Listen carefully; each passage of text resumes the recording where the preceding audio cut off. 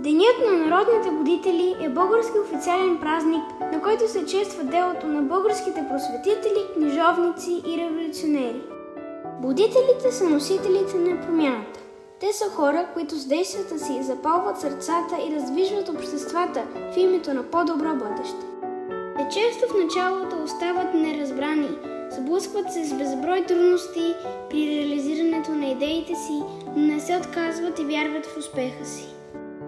Свети Кирил и Методий са двама братя богослови, родени в Солун през 9 век, които развиват своята мисионерска дейност като проповедници на християнството.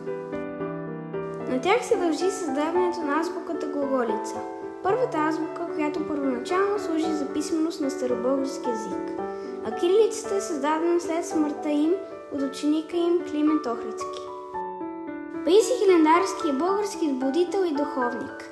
Той е автор на история славяно-българска. С изразените в труда му идеи за национално възраждане и освобождение, Паисий се стреми да събуди народностното съзнание на българите, да им внуши, че имат основания за високо национално самочувствие.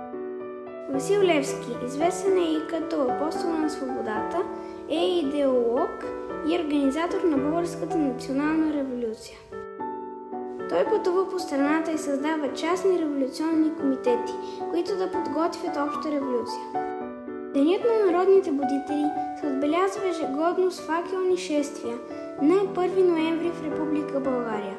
Празнува се официално от 1922 година.